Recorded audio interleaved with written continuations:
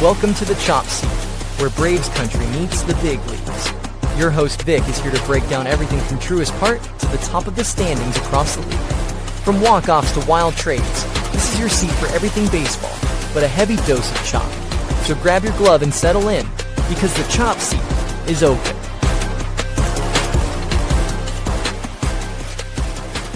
Welcome to the Chop Seat, your favorite place for Braves, baseball, and the rest of the league. I'm your host, Vic, and today is Tuesday, November 4th, which means the 2025 Major League Baseball season is over. A new champion has been crowned. We're going to get into that. I'll just say now, the Dodgers have been crowned 2025 and will be champions going back to back for the first time since the New York Yankees did it in 98 through 2000. So we're going to get into, remember, last time we left off, Game 6 was about to start on Friday night. And then we ended up going to Game 7, which the Dodgers forced. That was on Saturday. And we haven't spoken since then. So we're going to get into the action from those two games. Crazy ball game we had in Game 7, man. That Game 7 was another classic. It went into extra innings. We're going to talk about that one real quick, see how that game went down. And then, listen, the offseason has officially started. The offseason is underway. A couple player options have already been exercised. Some haven't. Some have been declined. We're going to get into that real quick as well. And the Braves managerial vacancy has been filled. We're going to go and take a look at that when we get to Tomahawk Takes. We usually do Tomahawk Takes first, but since the World Series obviously was a main priority, we're going to start off with the MLB. So let's get into that first segment for today's episode. It's time for the MLB.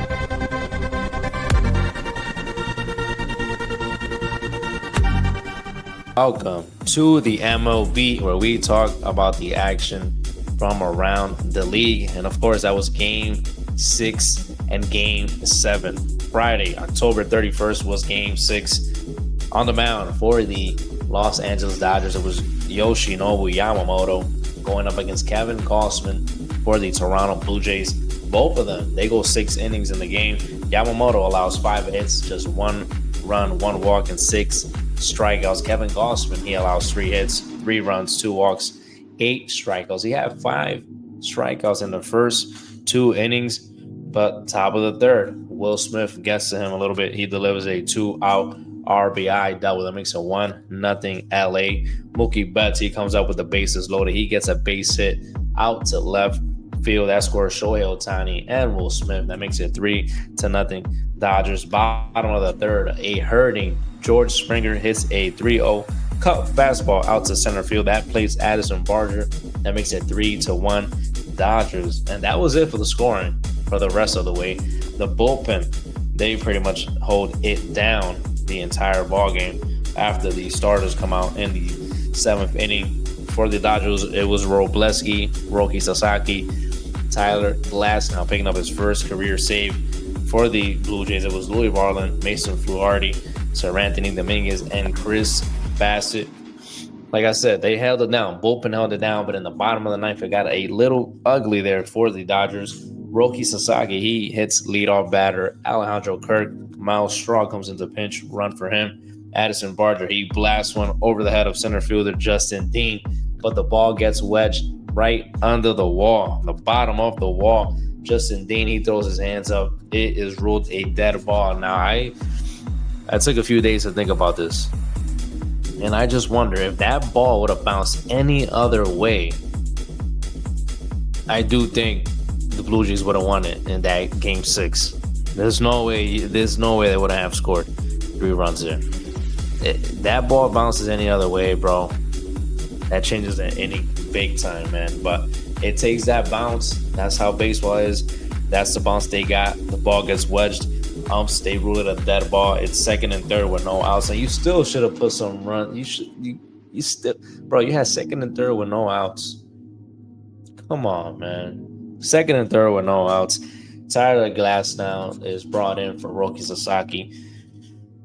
He gets Ernie Clement to pop out to second. That makes it 1 out. And then Andres Jimenez, he hits a line drive down to left field. Kike Hernandez, that's Dodgers playoff legend Kike Hernandez.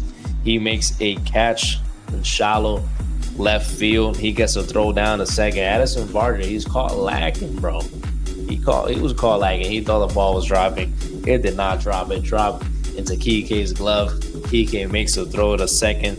Addison Barger just doubled off. Game-ending double play. The Dodgers are able to force a Game 7 on Saturday.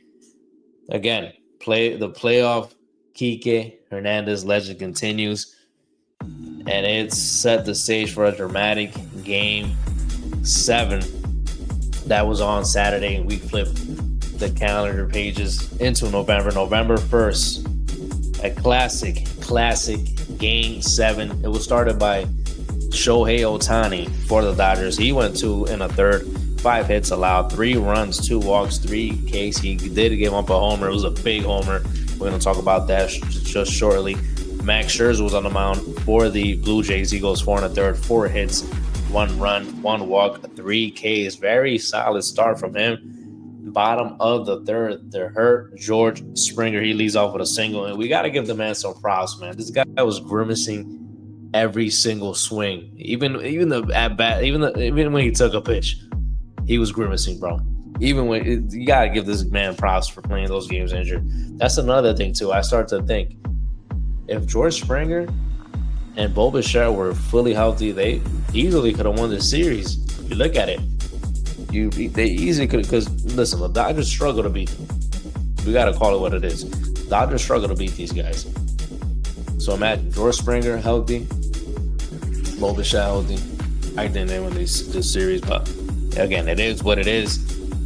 He leads off with a single, like I said. George Springer, Shohei Ohtani, he intentionally walks Vladdy Guerrero Jr. That brings up the other Herb Blue Jay, like I said, Bo Bichette.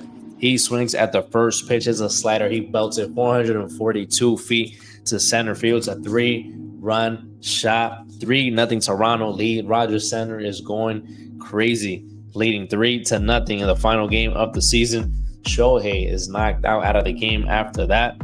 Top of the 4th. Dodgers, time to bat with 1 out and the bases loaded. Teoscar Hernandez, he hits a line drive. Darren Varsho with a very nice diving catch. That ball gets behind him. Everyone's scoring, bro. He's able to make the catch. Will Smith, he tags in from third base. That makes it 3-1 Toronto. After that, Vladdy, he also makes a sick diving catch in foul territory of a line drive. That records the final out of the inning. They're able to get out of that bases loaded jam.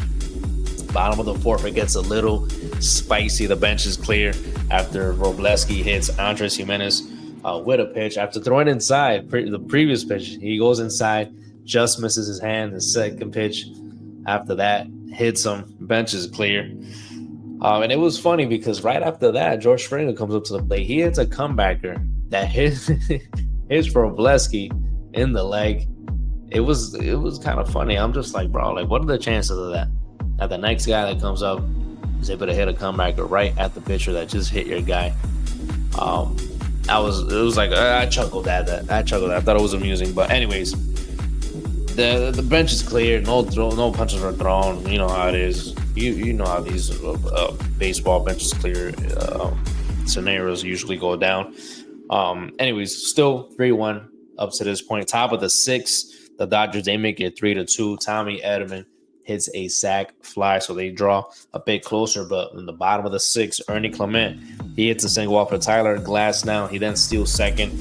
Andres Jimenez, he's showing bunt pretty much the most of the at bat. He draws 3 balls. I think he was 3-0. Tyler Glasnow gets back in the count. He ends up swinging.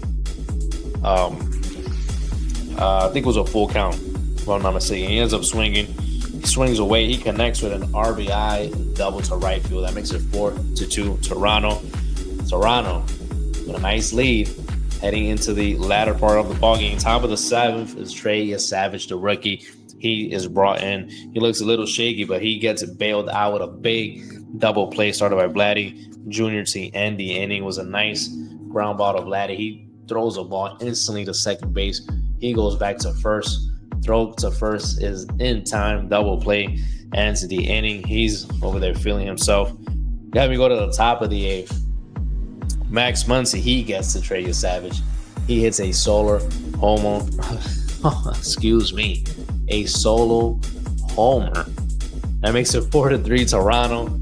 Bottom of the 8th, Ernie Clement, he gets another hit. That's his 30th hit of the postseason. That's the most in history. But he is stranded there. That is costly, because then we go to the top of the 9th. Jeff Hoffman, the closer, he comes into the ball game. He strikes out Kike Hernandez. The Toronto Blue Jays are just 2 outs away from winning the World Series. He's facing Miguel Rojas. Shohei Ohtani's on deck. You don't want to let Rojas get on, because you got Shohei coming up next. So you got to take care of business. The count goes to 3 balls and 2 strikes. The 3-2 pitch is driven out to left field by Miggy Rojas. He hits a homer. He ties up the ball game. 4-4 in the top of the 9th. That's his first homer against a right-handed pitcher the entire year, believe it or not. Again, he ties up the ball game. Number 9 spot in the lineup, Miguel Rojas, not known for his pop. He's known for his fielding. He comes up big. That's the beauty of baseball. Sometimes it's a guy you least expect to go yard. In a big moment like that, he goes yard. He ties up the ball game. That's all they were able to get. That's enough to keep the game going. Bottom of the 9th, the Blue Jays, they get 2 on off of Blake Snell, which leads to Dave Roberts bringing in Yoshinobu Yamamoto. Remember, he just pitched the night before. He comes out to the mound on back-to-back days. He hits Alejandro Kirk. That loads up the bases. Darren Varsho, he then grounds one out to second base. Who's there? Miggy Rojas. He throws to home. The throw is in time. Yes, it's in time. The force out is made. They have to review it because Will Smith's foot was off the plate for a split second, but they got him. They got him in time. Isaiah Kiner-Falefa was called out. And then Ernie Clement, he hits one out to deep left center field. Now, I thought this was going to be an easy play, but then when they panned the camera out to the outfield, I noticed that they were playing shallow. So Kike Hernandez is going all the way back, and it looks like he's not in position at all to catch this ball. I'm like, bro, this is going to drop. Next thing you know, Andy Baez, who was just put into the game this inning as a defensive replacement, not for his range, but for his arm, just in case there was going to be a play at the plate. He's brought in. I see him running towards where Kike is at. The ball is still going. Again, Kike is looking a little shaky, bro. It doesn't look like he's set to catch this ball. He's not. It doesn't look like he's not camped under. He's still going. Andy Baez, he comes. He trucks Kike Hernandez. He makes a catch. He's looking like a wide receiver, bro. He makes a catch. Kike drops. Kike goes flying. Bro, that was a crazy sequence. That ends the inning. We go to the rest of the innings. Top of the 10th, bottom of the 10th. No, nothing happened there. There was a few threats there. Top of the 11th, though, Shane Bieber, he comes in for Serandy Dominguez. He gets the first 2 outs. Blue Jays fans are saying, we're cruising. We got our boppers coming up, especially Vladdy's coming up. But then Will Smith, he homers out to left field. That makes it 5-4 Dodgers.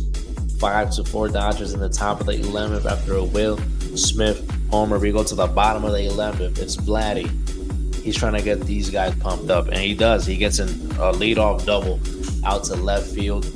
Isaiah Kiner-Falefa, he bunts him over to third base. That's 1 out. Runner on third. Addison Barger is then put on. He walks. Alejandro Kirk comes up to the plate. He swings at an 0-2 splitter by Yoshinobu Yamamoto. It's a soft grounder to short. Mookie Betts feels it. He steps on second. Throws to first. Ball game is over. Season is over. The Los Angeles Dodgers go back-to-back titles. They become the 2025 World Series champions, and they're the first to go back-to-back since the 1998 through 2000 New York Yankees. And the MVP, of course, is Yoshinobu Yamamoto. Well-deserved. He had put up a 1.02 ERA in 17 2/3 innings, 2 earned runs, 2 walks, 3 wins, 15 strikeouts. He went 3 games. He started 2 of those, and then he went on no days rest in this final game 7. So congratulations to Yoshinobu Yamamoto on winning his MVP.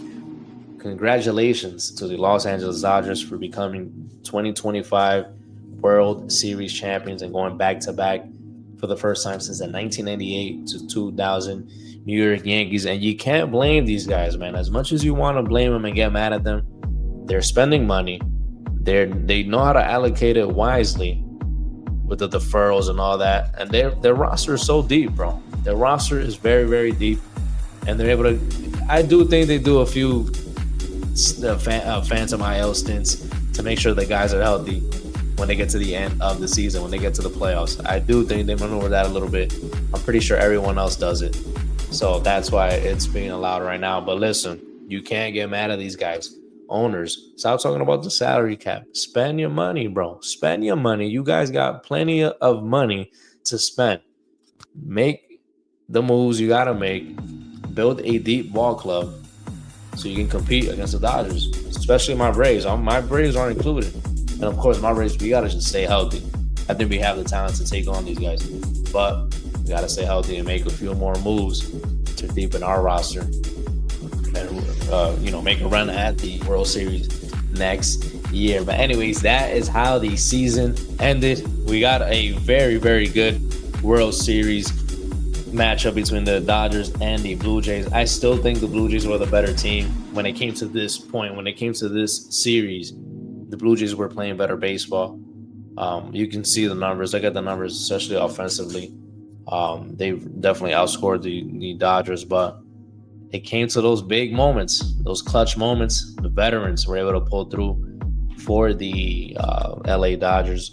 You had Miggy Rojas step up. Will Smith stepped up.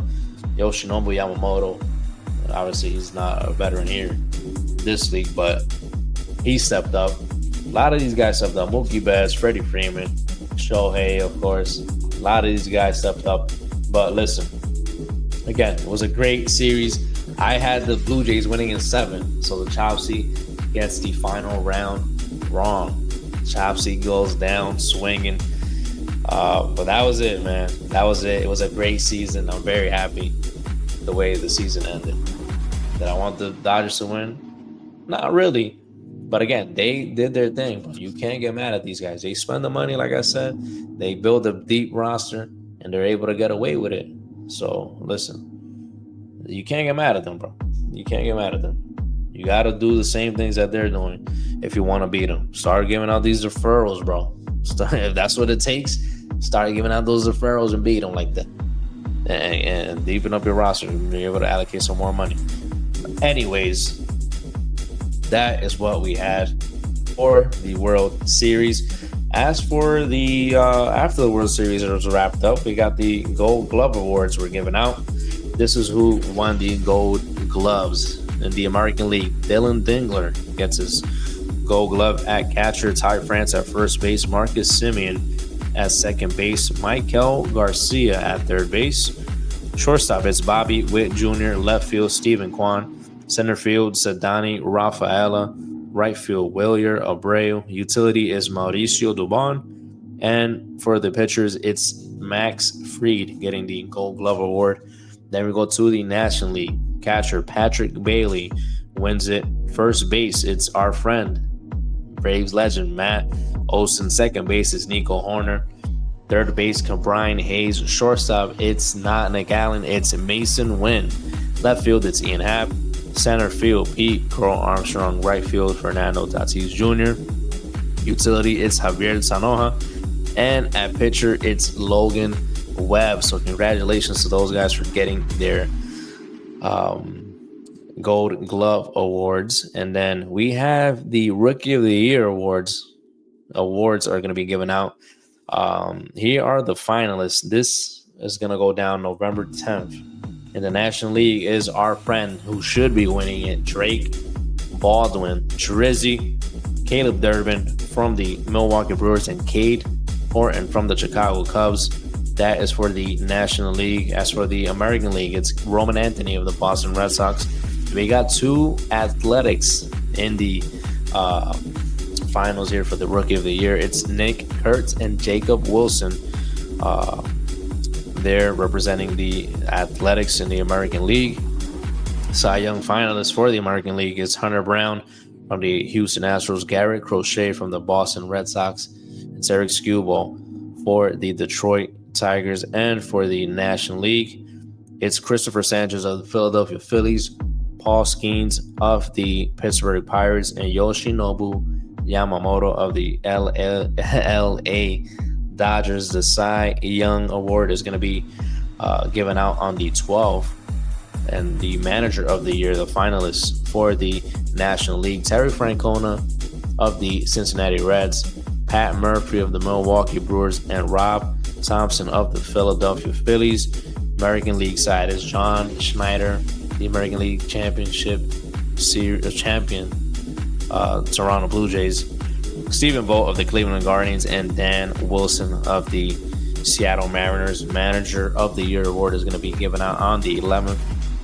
And then the biggest one, the MVP finalist in the American League side is Aaron Judge of the New York Yankees, Kyle Raleigh of the Seattle Mariners, and Jose Ramirez of the Cleveland Guardians. I almost fell for that one. Cleveland Guardians. And then the MVP finalists for the National League, it's Shohei Ohtani from the Dodgers, Kyle Schwarber from the Phillies, and Juan Soto from the New York Metropolitans. That is going to be given out on the 13th. So the Rookie of the Year award, November 10th, Manager of the Year, November 11th, Cy Young, November 12th, and the MVP, November 13th. So that is what we got for when it comes to awards. Those are going to be given out. I think the parade for the LA Dodgers, was it today or was it yesterday? I think it might have been today. So that went down. If you went to the parade, or it was yesterday actually. I'm looking at MLB's account right now. So that was yesterday. If you were at the parade, let me know. Hit me up, man. How was the parade? Never been to one. I don't think I'll ever go to one, honestly. Just seems a little too crazy, and I'd rather go watch a ball game than be at the parade. But that's just me. Anyways, let's head into a little bit of Tomahawk Takes. It's going to be a quick Tomahawk Takes, but we're going to get into it. Let's take this techno beat off because the MLB is about to be done. And then we head into our favorite segment, Tomahawk Takes. It's time for Tomahawk Takes. It's time for Tomahawk Takes, where we catch up with the Braves news. And Tomahawk Takes is brought to you by SeatGeek. The baseball season is over, but code CHOPSY20 on SeatGeek is not.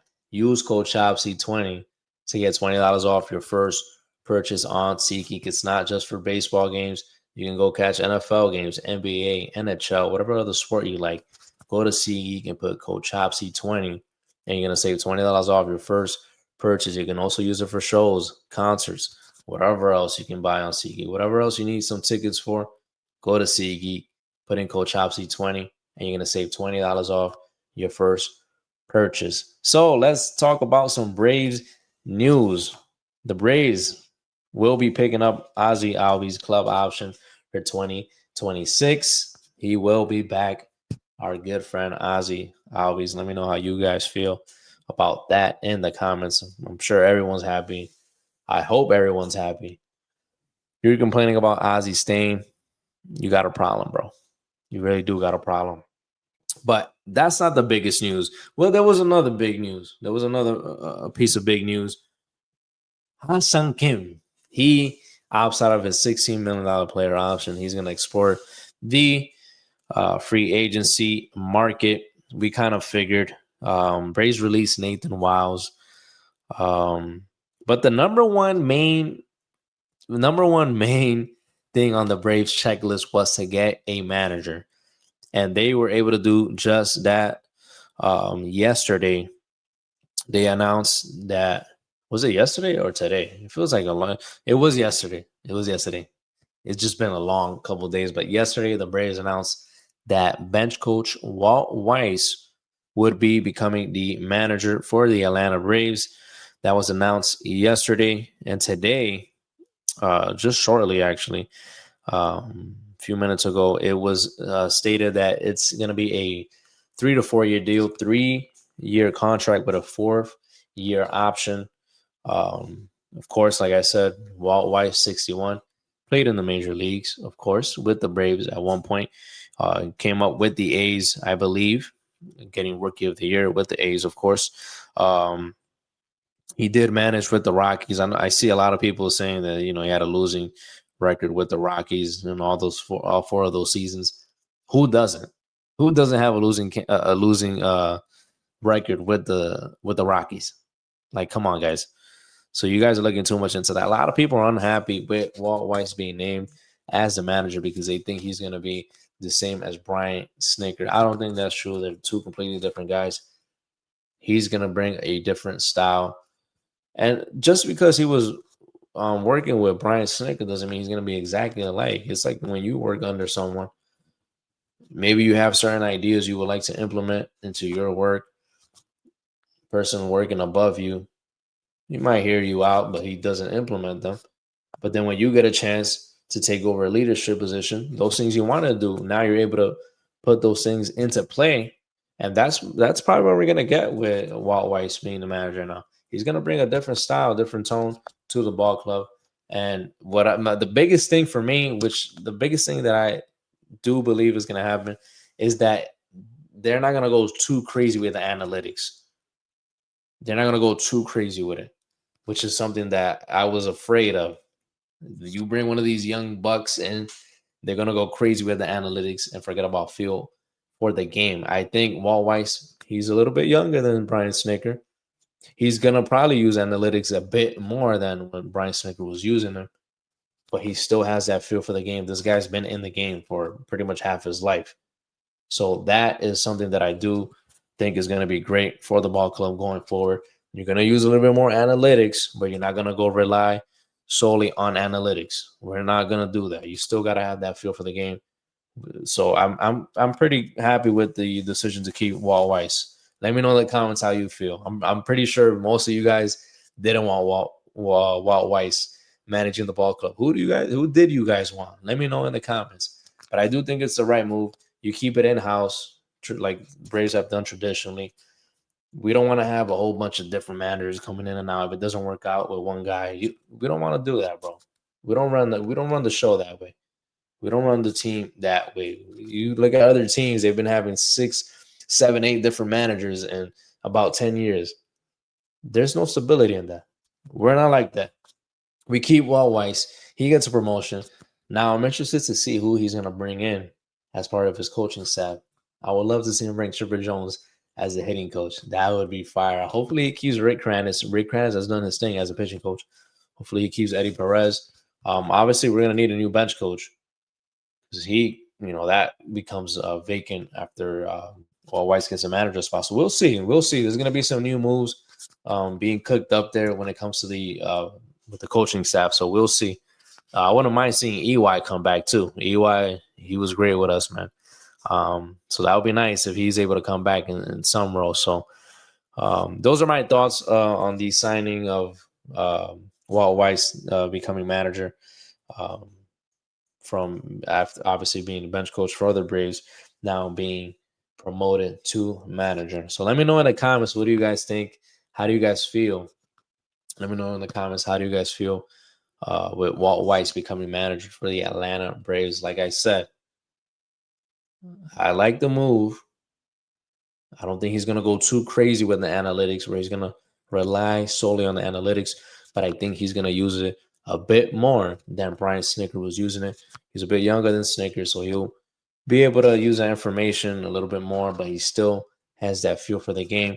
Guy spent half of his life in baseball, so he has that feel for the game. So I do think it's going to be a nice balance when it comes to feel for the game and analytics, and that's exactly what I wanted. You guys let me know, what did you guys want? Who did you think would have been the best fit for the Braves to hire as manager? Did you want someone that goes more heavy on the analytics or just strictly feel for the game? Let me know in the comments what you guys think. Thank you guys for tuning in this season of the Chopsy. I appreciate it very, very much. We're going to work on getting a better background going for the next season of Chopsy. I'm upstairs and I'm going to be taking it down to the man cave. Set up like a nice studio kind of section there down in the man cave. We're going to work on that for next season for sure. by the time next season starts, we're not gonna be up here anymore in the office. We're gonna be down in the man cave. It's gonna look sick. Hopefully, if I'm able to pull it off the way I'm imagining it in my head. So, but again, this has been a treat, man, to be able to bring something up from scratch, something that I enjoy doing. And if you guys even listen to 1 minute of this show, I'm telling you, I do appreciate it from the bottom of my heart. We've been bringing this thing up from scratch, man. On TikTok, we got about 250 followers, I think. Instagram, we got like 65, 63, 64. Been going fluctuating. 63 followers on Instagram. X, Twitter. I don't really use X and Twitter. I got to give you guys credit. If you're one of those guys that goes on X and you tweet every single second, I give you props, man. I can't even I can't do that.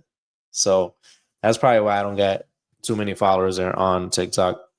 Excuse me, on X, because I'm not really active on it. I'm really not. It's hard for me to get into it. I don't even like spending too much time on my phone, period. So that's why it gets a little hard for me. But on YouTube, I think we're at 450 subscribers.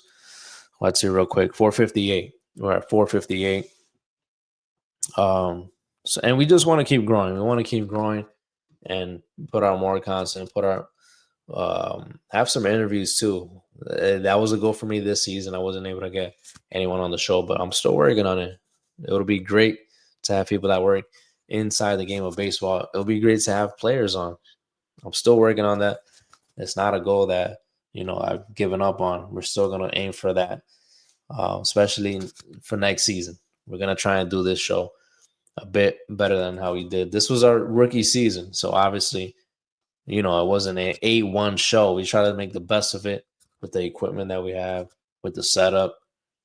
But like I said, sophomore season's coming up. We're going to try and make it a bit better than our rookie season. That's all you can do. Try your best and try to learn from the process. So again, thank you guys very, very much. I appreciate it. Vic from the Chop Seat. Share the show if you have anyone that loves baseball. Obviously, it's the off season, so the shows are gonna go a little bit. The frequency of the shows is gonna go down some. If there's any big breaking news, I'll make a show. If not, I'll probably see if I can make one once a week or once every 2 weeks, depending on how the news is going when it comes to the major leagues.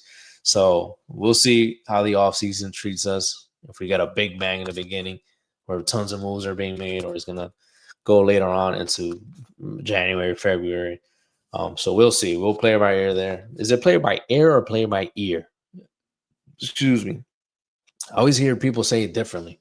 Oh, I'm going to play it by ear. Oh, I'm going to play it by ear. It makes more sense to me. I'm going to play it by ear, but I don't know. Let me know in the comments too. What's the correct saying? Is it play by ear or play by ear? Anyways, that's what we're going to do here on the Chop Seat. Thank you guys for tuning in the entire season. Stay safe, everyone. Hopefully your team makes some moves that will make you happy. And if you're not a Dodgers fan, hopefully your team makes some moves to compete with those guys. I'm hoping my team does. So until we talk next time, I'm your host, Vic.